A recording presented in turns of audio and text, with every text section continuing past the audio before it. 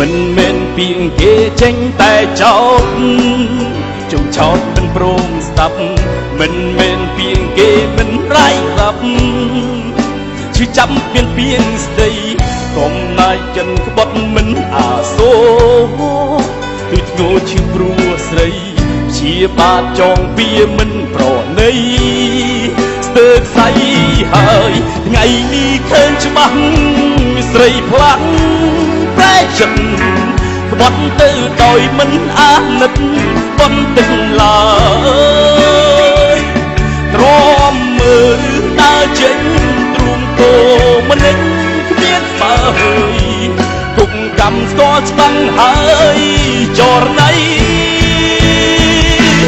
កិច្ចមិនផុតពីចិត្តបាត់កំណត់ឲ្យទ្រុងក្រមគ្រាចង់គិតពីកម្មពីគិតពីថ្លៃកិច្ចមិនផុតពីចិត្តបាត់នៃហត់ព្រោះតែក្បិចស្រីលែងចង់ហ៊ានមើលសពអ្វីមានថ្មីក៏តាមចិត្ត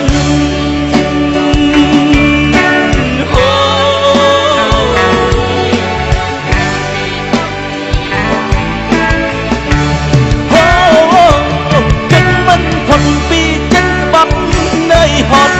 ព្រោះតែក្បិចស្រីលែងចង់ហ៊ានមើលសពអ្វីមានថ្មីក៏តាមចិត្ត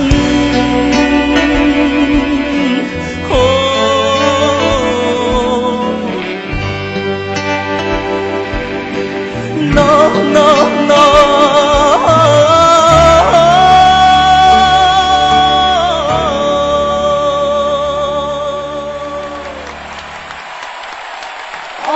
ចាវ៉ាន់ផូលីថ្ងៃនេះធ្វើបានល្អចាបទមនោសញ្ចេតនាចាប៉ុន្តែយើងអត់ទាន់ដឹងថាការយល់ឃើញពីសំណាក់ខូចដតេគាត់យល់ឃើញយ៉ាងណាទេដូច្នេះសូមជើញខូចច្បាស់យរិទ្ធ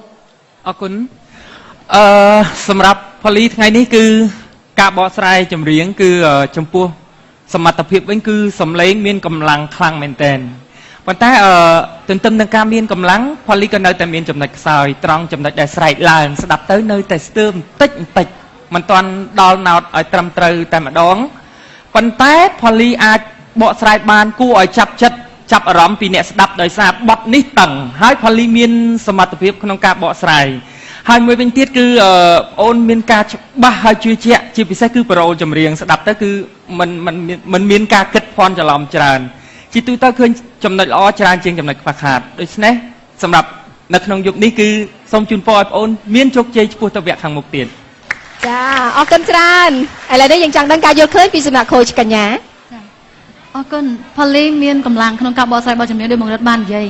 ក៏ប៉ុន្តែពេលដែលចាប់ផ្ដើមមិញហ្នឹងអូននេះស្ទាក់ស្ទើរចំពោះខ្លួនឯងបន្តិចដូចអត់ទាន់សូវច្បាស់ប៉ុន្តែដល់ពេលចាប់ផ្ដើមដល់វគ្គកដាលទៅគឺថាជឿជាក់លើសមត្ថភាពខ្លួនឯងហើយបកស្រាយពោពេញទៅដោយដូចថាធម្មពលតែម្ដងធ្វើឲ្យអ្នកដែលស្ដាប់ទៅគាត់មិនចាំបាច់លឹបលស្ដាប់សម្លេងរបស់អូនទេអញ្ចឹងសមត្ថភាពរបស់បងអូនល្អបងសង្ឃឹមថាបងអូននឹងអាចឆ្លងផុតនៅវគ្គនេះអាចទៅដល់វគ្គខាងមុខតទៅទៀតចាអរគុណច្រើនចាការបង្ហាញសមត្ថភាពរបស់វ៉ាន់ផូលីនៅក្នុងថ្ងៃនេះយើងអត់ទាន់ដឹងថាខុសប្លែកពីការហាត់សមយ៉ាងណាទេដូច្នេះទុកតួនាទីនេះដល់ខូចសវណ្ណរីចាសូមជើញបាទអរគុណហើយក៏សូមអរគុណដល់បង្រិតនិងកញ្ញាដែលគាត់បានផ្ដល់ជាដំបូងមានល្អដល់ផូលីសម្រាប់ថ្ងៃនេះផ្ទាល់ផូលីធ្វើបានល្អភាពជឿជាក់ដូចជាកញ្ញាមានអញ្ចឹងសម្រាប់បញ្ចេញកម្លាំងសម្លេងមានកម្លាំងក៏ប៉ុន្តែភាពខ្វះខាតរបស់បងអូនមករត់និយាយមិញហ្នឹងបងឯកភាពដោយសារតែតង់ឡើងទៅដល់ខាងលើយើងហាក់ដូចជាខុសពីខាងសមហាក់ដូចជាកន្លែងស្លាយទៅខាងលើហាក់ដូចជានៅស្ទើរបន្តិចក៏ប៉ុន្តែ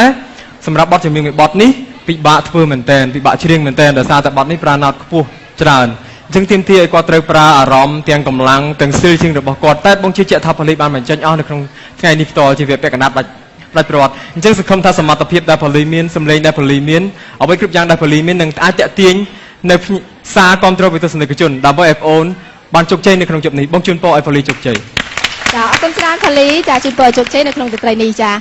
ទស្សនិកជនជាទីមេត្រីតាមធម្មតាបេក្ខជនបេក្ខនារីគ្រប់រូបគាត់ត្រៀមតែបទចម្រៀងមួយបទដើម្បីបង្ហាញសមត្ថភាពជូនទៅដល់លោកអ្នកប៉ុន្តែសប្តាហ៍នេះគឺជាវគ្គដ៏ពិសេសមួយដែលតម្រូវឲ្យបេក្ខជនគ្រប់រូបបកស្រាយនៅបទចម្រៀងរហូតដល់ទៅ2បទការបោះឆ្នោតគ្រប់គ្រងរបស់លោកអ្នកក៏ដូចនោះដែរគឺមានចំនួន2លើកឥឡូវនេះសូមទស្សនាការបង្ហាញសមត្ថភាពបេក្ខជនមួយរូបទៀតដែលមកពីខេត្តកំពង់ស្ពឺ